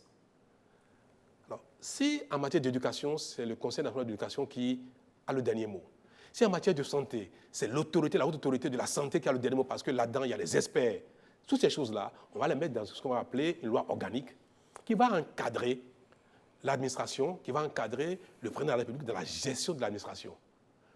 La Constitution actuelle lui donne main libre. Moi, je propose qu'on mette un cadrage, mais sans remettre en cause le pouvoir présidentiel, le régime présidentiel de notre modèle. Et je dis donc que cette loi organique, puisque c'est une loi organique, elle va être votée au Parlement à une majorité qualifiée. Mais je précise qu'attention, la loi organique ne peut pas être modifiée, même à l'unanimité des parlementaires, ne peut pas être modifiée sans l'avis de l'exécutif du président. Pourquoi? Parce que si on le fait, le Parlement peut donc à tout moment voter même à l'unanimité une disposition qui dépouille le président de toutes ses fonctions. Or, nous sommes dans un régime présidentiel. Donc il faut que ce genre d'amendement, de réforme, soit consensuel. Donc, si aujourd'hui, moi j'introduis la notion et je mets les dispositions qu'il y a dedans, il faut que ce soit un consensus entre l'exécutif et le Parlement. C'est ce qui va se faire si on modifie la Constitution. Oui. Mais la modification de la loi organique ne se fera pas en modification de Constitution demain. Si ça passe aujourd'hui, pour modifier la loi organique, il ne sera pas nécessaire de réviser la Constitution. La loi organique peut être modifiée rien que par les parlementaires. Et en ce moment, ça peut se passer du consensus. Ça peut se faire sans consensus. Donc j'ai mis dedans, dans cette proposition, que certes, je veux qu'on encadre, mais toutefois qu'il sera nécessaire de revoir l'encadrement du pouvoir présidentiel, il faut que ce soit un consensus entre le président et le Parlement, comme dans le cas des révisions constitutionnelles. Donc, ce qui est marrant et qu'il faut relever, c'est que le règlement intérieur de l'Assemblée nationale ne peut pas être modifié par l'exécutif. Le règlement intérieur de l'Assemblée nationale, c'est un peu la loi organique de l'exécutif. La loi organique de la HAC, la loi organique de la Cour constitutionnelle, la loi organique de la Cour suprême, ces lois qui organisent le fonctionnement de ces institutions. On ne peut pas les modifier sans l'avis des institutions concernées. Parce qu'il y a séparation des pouvoirs. Ce sont des pouvoirs distincts. Donc on ne permet pas à un pouvoir d'aller modifier le fonctionnement de l'autre pouvoir qui est un contre-pouvoir pour avoir l'abus de langage. D'accord. Alors, Monsieur le Président vous comprenez, j'insiste là-dessus parce que ces choses-là, il convient que nos concitoyens comprennent cela. Je suis dans l'évolution, dans le positif, dans une dynamique de moderniser nos tests, mais au même moment, je ne remets pas en cause le caractère présidentiel de notre modèle. Donc, ce qui est valable pour la Cour constitutionnelle, pour la Cour suprême, pour l'Assemblée nationale, reste valable pour l'exécutif. Ce n'est pas parce que M. Talon, président actuel, demande d'encadrer son pouvoir qu'on dit, mais dans ces conditions, il faut faire des choses au-delà de ce qui est permis pour les autres. Il faut harmoniser, il faut que les choses soient harmonieuses, soient conformes à l'esprit de notre Constitution. Alors, Monsieur le Président de la République, les députés ont rejeté votre projet de révision. Alors, est-ce que vous allez ravaler vos illusions ou quasiment vous allez renvoyer un autre projet au Parlement? Je ne vais rien ravaler, monsieur le journaliste. Non. J'ai eu un rêve, j'ai eu un idéal. Je l'ai dit avant d'être candidat. Je l'ai dit quand j'ai été candidat. Je l'ai dit quand j'ai prêté serment. J'ai dit c'est nécessaire, c'est bien, ce sera bien pour notre pays. Je vais donner encore 2 exemples pour montrer combien j'estime que j'avais raison de vouloir qu'on fasse ces modifications. Vous savez, 2001, à l'occasion des élections présidentielles, le deuxième tour des élections présidentielles, si vous vous rappelez bien, vous étiez peut-être un peu jeune, mais vous n'êtes pas si jeune que ça, le président Kérékou est arrivé au second tour des élections présidentielles avec le président Kérékou, le président Seglo en 2001. Le président Seglo, oui. Voilà. Et puis, le président Seglo s'est désisté. Il a dit, je ne vais pas au second tour parce que les élections n'ont pas été sincères. Je conteste les résultats. Il dit, je ne vais pas au second tour. Pourtant, nos institutions ont validé les résultats. Vous vous rappelez très bien. Le président Mbedi, qui était le troisième, se désiste, se défausse aussi. Oui. Amoussou Bruno était... Amoussou Bruno était quoi? Le quatrième. On a parlé en son temps de match amical. Amoussou Bruno a accepté pour sauver la démocratie, sauver le pays. Amoussou Bruno a accepté d'aller aux élections, de faire un match amical avec le président Kérékou. Le président Kérékou a été réélu. Imaginons un instant qu'il n'y avait que 3 ou 4 candidats aux élections présidentielles. Parce que le Bénin a pu avoir 10, 20 candidats. Imaginons que demain, désormais, c'est 4 candidats, 5 candidats qui vont aux élections. Le premier à 25%, le deuxième à 24%, 24, et conteste des élections. Il s'entend bien avec le troisième et le quatrième, et tous les trois, ils refusent d'aller aux élections. On fait quoi? Notre constitution est muette sur la question. De deux choses l'une, soit c'est la Cour constitutionnelle qui va statuer selon son bon vouloir. Si cette même Cour avait déjà déclaré le premier, et que les autres ont contesté, ce qui veut dire que les décisions de la Cour en cette matière ne seront plus acceptées par tout le monde. Cette Cour va devoir statuer pour dire, pour moi, selon mon interprétation, le président, s'il n'a pas d'autres candidats, il est proclamé président. Ou bien, il va dire non, il faut faire un second tour avec un candidat unique. Ça ne s'entend pas. Qu'est-ce qui va se passer? On va laisser la rue décider? Crise majeure. Et on est passé à un droit après, en 2001. Ça peut se répéter. Si nous savons que nous avons cette faille-là dans notre Constitution, qui peut amener une crise grave, parce que ce genre de choses amène parfois à des événements graves. Des conflits majeurs. Des conflits majeurs. Est-ce qu'on se tait dessus alors qu'on a vu qu'il y a une faille? Ce sont ces choses-là que j'ai proposé de corriger. Ces failles-là que j'ai dit, il faut impérativement les corriger. Il y en a d'autres. On me reproche de vouloir m'accaparer, à l'occasion de cette révision, de pouvoir plus que la Constitution actuelle le donne. Mais c'est faux, c'est tout le contraire. J'ai proposé que le président de la République ne nomme plus les membres de la Cour constitutionnelle. La révision n'est pas passée. Mais dans quelques mois, dans un an, la Cour actuelle aura fini. Je vais devoir, Patrice Talon, nommer 3 membres de la Cour constitutionnelle. Le bureau de l'Assemblée va nommer 4 membres. Et j'ai dit que ce n'est pas une bonne chose. J'aurais voulu que ce ne soit pas ainsi. Est-ce que ce projet de révision est à ma faveur? Je renonce à nommer le président de la Cour suprême. Et je dis, pour l'avenir, ce n'est pas bon que le président de la République nomme le président de la Cour suprême.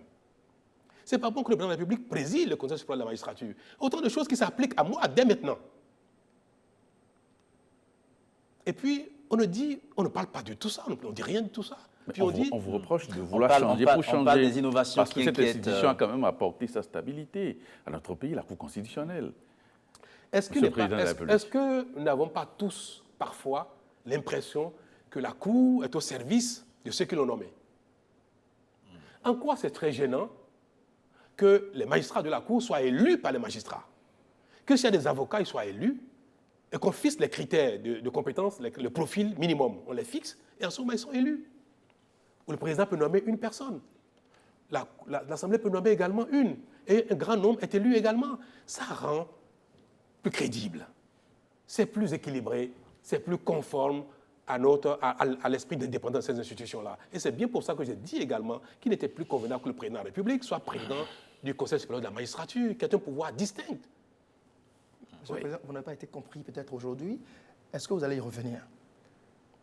Ou bien vous allez peut-être envisager un second mandat, puisque finalement, je suis la un réforme démocrate. Du mandat unique ne passera pas. Je suis un démocrate. C'est vrai, je suis triste de ce que nous n'avons pas pu examiner ce projet de révision.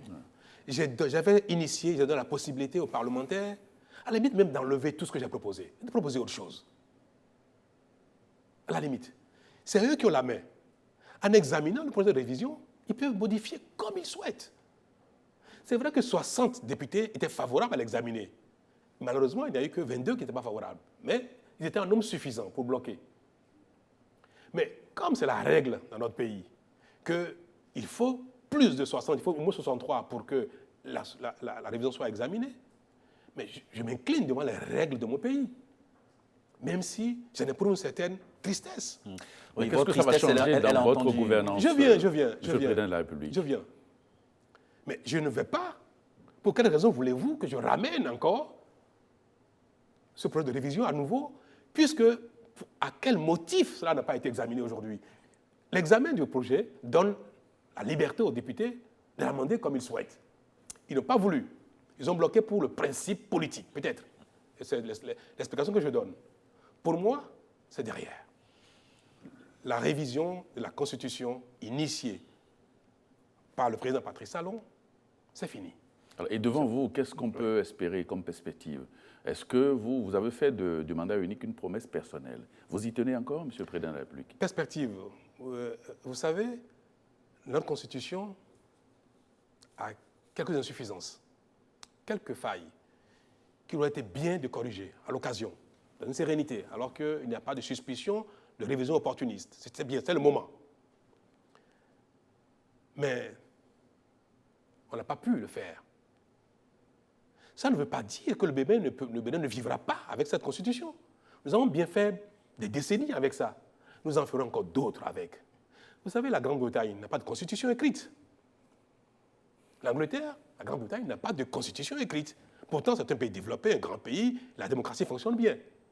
Le Bénin peut faire avec le peu qu'il a. Nous avons une Constitution qui est pas mal, qui est bien, qui a besoin d'être améliorée. On n'a pas pu le faire aujourd'hui.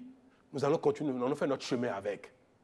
Mais nous n'allons pas dire que, impérativement, comme un enfant qui boude, il faut que on révise. Si on ne révise pas, je ne veux plus rien faire. Non. On considère que le mandat unique, c'est fini, là. Vous n'êtes plus dans cette dynamique, Monsieur le Président de la République. Mais le mandat unique, c'est fini. Bien évidemment. Oui, je n'ai pas compris votre question. Mais pourtant ça a été votre pas... promesse personnelle. Je ne peux pas l'imposer. Ça a été votre promesse personnelle. Monsieur le Président, pourtant, vous n'êtes pas connu à être le genre de personnage qui recule derrière les premières difficultés. S'il y a eu blocage au Parlement pour une première tentative, est-ce que c'est pour cette raison qu'il ne faut pas tenir compte après des critiques qui vous sont faites, essayer... C'est quoi les critiques? On dit qu'il n'y a pas eu consensus, que tous les constitutionnalistes, les hauts juristes que vous avez consultés au moment de rédiger le document, ils ont été mis à l'écart, tout ça. Si vous corrigez tout ce qui vous est reproché, mais vous savez que c'est pas vrai. Après au Parlement. Vous savez que c'est pas vrai. Oui. Je n'ai pas à consulter 1000 fois les juristes sur une question pour laquelle j'ai déjà recueilli leurs observations, appréciations et recommandations. Vous savez que tout ça, c'est des prétextes, que ce n'est pas vrai.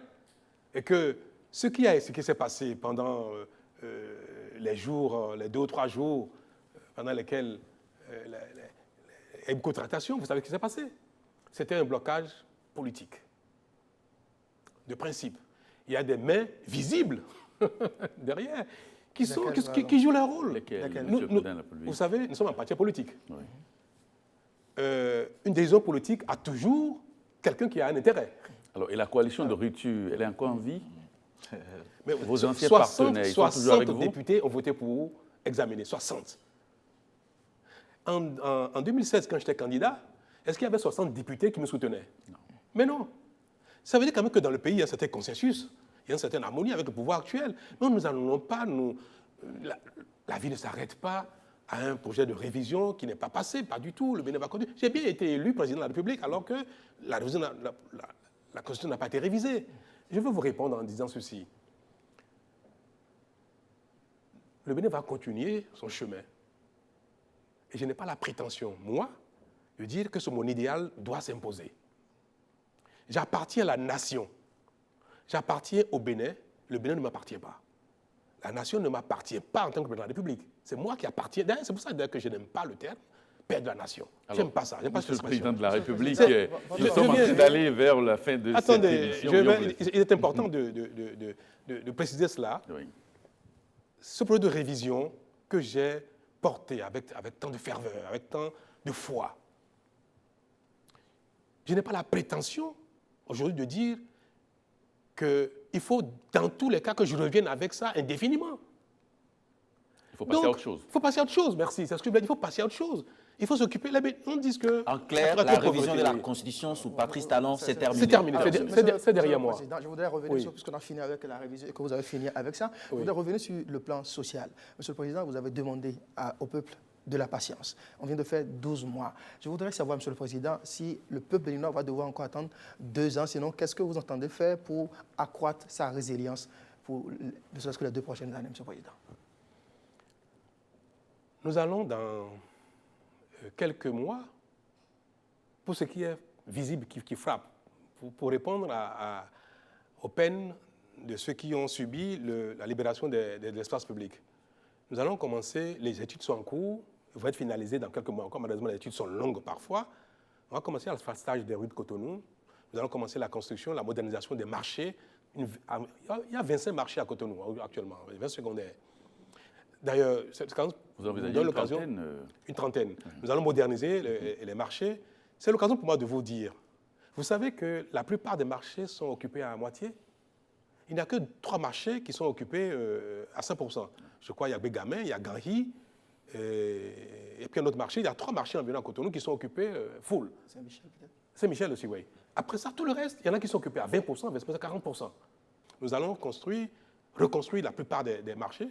Cela va commencer bientôt. Ce qui est long parfois, ce sont les études. Il faut avoir la patience que les études soient terminées parce que vous savez faire. Nous avons construit Maria Gleta, l'usine de Maria Gleta. 44 milliards. On a perdu 44 milliards. Pourquoi? Parce que le concept, le process, l'équipement n'a pas été bien apprécié avec pertinence. Le siège du Parlement à Porte-Novo.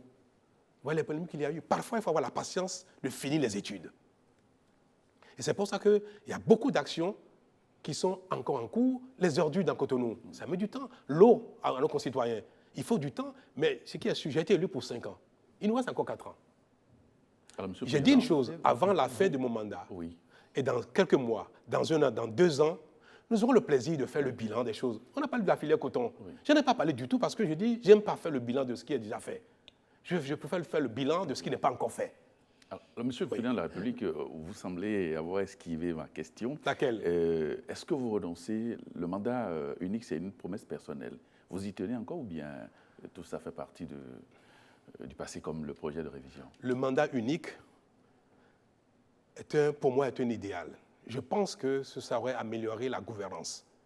Et je ne suis pas le seul à le dire, il y a beaucoup de pays, vous avez en France, beaucoup de candidats ont également dit que le mandat unique est quelque chose qui améliore la gouvernance. C'est la notion de non-renouvellement. La notion de renouvellement pervertit le pouvoir. Je l'ai espéré pour mon pays, ce n'est pas passé. Pourquoi voulez-vous qu'à titre personnel, je continue de dire ce qui n'est pas passé en règle générale reste pour moi mon idéal que je clame haut et fort dans la cité. Mon sentiment personnel, mon idéal, ce que j'estime bien pour le pays, j'ai peut-être tort, je ne sais pas. Mais s'il ne passe pas, la règle générale ne change pas. Il est valable pour moi et pour les candidats de demain. Le mandat unique aurait été valable pour moi, le candidat de demain, ça aurait commencé par moi. Le mandat renouvelable, si c'est ce qui va rester, il reste valable pour les autres, y compris pour moi-même. Je ne me soustrais pas de la République. Très bien. Par conséquent, un second mandat est possible pour M. Patrice Talon. Je vais vous répondre de manière beaucoup plus solennelle et respectueuse de la République. Patrice Talon n'a pas d'aversion pour la fonction pour laquelle le peuple l'a élu.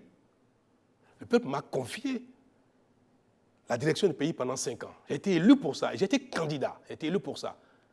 Je n'ai pas d'aversion pour la fonction. Encore moins pour la charge. C'est vrai, c'est une fonction difficile. Mais je n'ai pas été élu que pour les honneurs de la fonction. J'étais également pour son côté difficile. Donc je n'ai pas d'aversion pour la fonction ni pour la charge. À titre personnel, je m'en voudrais de dire que ce qui est la règle générale, qui ne va pas s'imposer à moi et aux autres, que parce que j'ai un idéal là-dessus, je vais avoir une position, un propos qui donne l'impression que j'ai une aversion pour la fonction. j'assume mes propos. Autrement dit, Le mandat unique, vous voulez dire, moi, je ne fais pas la langue de bois. Vous voulez dire, est-ce qu'en 2021, Vous pourriez être candidat. si nous sommes là, si Dieu nous prête vie, est-ce que si je finis mon mandat, est-ce que je serai à nouveau candidat à ma propre succession? C'est la question. Oui, Pour être plus monsieur précis. Président, oui, c'est C'est ça. votre réponse? 2021 loin désormais. Ça aurait pu être réglé maintenant, par la révision de la Constitution. Réglé une fois pour de bon. Ce n'est pas le cas. 2021 loin désormais. En 2021, j'aviserai. Donc les jeux sont ouverts. En fonction de mon ressenti, Oui. j'aviserai. Monsieur le Président, sur la question Je suis sociale, respectueux des règles de la République. Monsieur le Président, je voudrais revenir sur la question sociale. Vous n'avez pas fini de répondre. Oui, il y aura asphaltage, il y aura un certain nombre de travaux bientôt. Mais combien de temps le panier de la ménagère va-t-il devoir attendre encore? Quand est-ce qu'on va rentrer dans la plénitude de certaines actions comme les microcrédits, l'Arche, etc. Monsieur le Président. Vous savez, je ne souhaitais pas parler du programme d'action du gouvernement ici, à nouveau, parce qu'on en a parlé largement. C'est vrai qu'on ne l'a pas suffisamment popularisé, mais effectivement, le panel de la ménagère, c'est le pouvoir d'achat des Béninois. Il faut relever le pouvoir d'achat des Béninois par le travail, et non par la distribution, par le travail. Il faut qu'il y ait des emplois. Aujourd'hui, un ménage d'adultes soutient comme de bouche. Un père de famille, à un certain âge, il continue de nourrir ses enfants adultes. De sorte que le pouvoir d'achat des Béninois s'est beaucoup érodé parce qu'il y a aussi beaucoup de chômage. C'est autant de choses qu'il est indispensable de corriger dans le temps en créant les conditions de création d'entreprises. Nous avons dit que notre programme va créer directement avant la fin du mandat plus de 500 000 emplois, directement. Oui. C'est en cours. Il y a des secteurs dans lesquels nous avons commencé à mettre en œuvre le backbone, c'est-à-dire, excusez-moi, j'emploie un terme, la mise en place de la fibre optique, oui, qui va révolutionner complètement parce que nous en avons, mais c'est ce qu'on avait été obsolète et ne convenait pas du tout aux ambitions du numérique que nous avons. Oui. Tout ce qui concerne le numérique au Bénin, que ce soit pour les individus, pour les entreprises, pour le commerce, va générer des milliers d'emplois dès lors que les outils techniques seront mis en place, vont être éprouvés et vont être performants. C'est un domaine dans lequel il y aura création de beaucoup d'emplois, il y aura de la richesse à partager. Dans le domaine agricole, nous l'avons dit, nous avons beaucoup de projets. La vallée de l'Ouémé, nous avons démarré les études qui sont assez avancées pour des investissements importants. Bref, le panier de la ménagère, c'est le panier à nous tous, à chacun de nous. Il est encore, malheureusement, à un niveau qui consacre la misère. Mais je n'ai jamais dit qu'au bout de quelques semaines, nous serions en mesure de vaincre cette chose qui n'est pas une fatalité, comme j'ai à le dire. Ayons la patience, encore dans quelques mois, dans quelques années, dans un an, il y a des choses qui ne seront pas faites avant 2020, avant 2019. Et ceux qui ne seront pas faites avant la fin 2017. Nous y allons étape par étape, mais malheureusement, nous allons peut-être devoir commencer à communiquer un peu plus pour que les Béninois voient la feuille de route, voient ce qui sera fait dans 3 mois, dans 6 mois, dans un an. J'avais fait l'option de ne pas le faire, mais aujourd'hui, je crois que j'ai tort. Ça s'impose à vous. Il faudrait... Alors, Monsieur le Président de la République, Monsieur le Président de la République, nous sommes... Oui, très rapidement, André, de ça. Un de vos illustres prédécesseurs, Mathieu Kéréko, pour ne pas le nommer, a dit que le Bénin est un petit pays, mais très difficile à gérer. Est-ce que vous avez prévu que les choses soient aussi difficiles? Je ne pense pas que le Bénin soit un peu difficile à gérer comme notre pays d'Afrique, notre pays sous-développé. C'est parce que nous sommes un pays pauvre que c'est si difficile à gérer, c'est normal. Les attentes sont énormes, l'impatience, mais pour moi, c'est vrai que je savais que la charge était pas petite, je savais. Mais je dois vous dire qu'à l'épreuve, c'est quand même, c'est vrai, c'est lourd. C'est lourd, mais cela n'émousse en rien mon ardeur à réussir. Monsieur le Président de la République, nous sommes au terme de cette émission. Votre conclusion, votre mot de la fin? Je peux vous dire que je dis à mes concitoyens que je me rends compte à quel point j'aime mon pays, à quel point je peux ne pas dormir, travailler des heures, à quel point je peux stresser pour quelque chose que j'ai envie de réussir qui ne marche pas, à quel point je peux prier d'être compris, d'être accompagné. Et je me surprends dans mon amour, comment je veux dire, même parfois démesuré pour mon pays. C'est quelque chose que je découvre en moi-même depuis quelques mois et qui même me surprend. Parce que depuis quelques mois, je n'ai jamais été aussi acharné au travail, même quand je travaille pour mon propre intérêt privé. Et je dis que l'occasion que m'a donnée mes concitoyens de me confier cette charge me révèle à moi-même. C'est-à-dire, par cette occasion, je me révèle à moi-même. Et je veux les rassurer, je veux vous rassurer que c'est difficile, que je comprends l'impatience. Moi-même, je suis très impatient. Et parfois, je mets tellement la pression à mes collaborateurs que ils sont au bord de l'explosion. Parce que je suis pressé aussi. Mais j'ai confiance que les difficultés d'aujourd'hui, les intoxications, les incompréhensions vont ouvrir la voie ou le chemin à un amour plus grand, à un succès collectif. Et je fais tout pour qu'on y arrive. Nous rentrons dans l'an 2 du mandat. Et pour moi, c'est un nouveau départ. Ça, vous parlez de curieux, cette expression, parce que nous sommes dans un nouveau départ depuis un an. Mais ce qui vient de se passer au Parlement, je vais le dire pour finir, le refus de l'examen du projet de révision de la Constitution, pour moi, constitue instaure une nouvelle dynamique. Je comprends que exercer les fonctions présidentielles, c'est exercer une fonction d'abord politique. Je comprends que ce que je dis habituellement, que c'est une phase de transition, que je voudrais que tout le monde soit avec moi pour qu'on fasse la transition, je comprends que c'est un peu naïf. C'est peut-être le mot approprié. Je trouve un autre mot, je l'utiliserai plutôt. Parce que je suis quelqu'un de bonne foi. Mais je dis que désormais, je dois noter que quand même 60 députés ont voté pour. Je dois noter que, politiquement, il y a des gens qui veulent bien accompagner mon action. Je note qu'il y a des gens qui, politiquement, ne veulent pas accompagner mon action. Et c'est cela la réalité aussi de la fonction politique. Il faut faire avec, il ne faut pas se faire d'illusions. Et il faut travailler pour l'intérêt général en se disant quand même que c'est une fonction politique. J'en prends acte. Je tiens compte de la souffrance de mes concitoyens qui n'ont pas la patience d'attendre. Parce que socialement, il faut aussi apporter des réponses immédiates, parfois politiques. Je prends acte de tout cela et je dis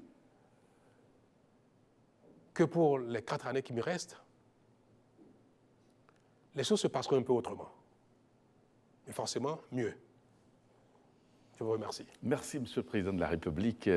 André Dossa, Canal 3, Audio Rachidi, Golf TV Africa. Merci de m'avoir assisté au cours de cette émission. Merci d'avoir participé à cet entretien bâton rompu avec le Président de la République. Amis téléspectateurs, merci de nous avoir suivis et à très bientôt. Merci.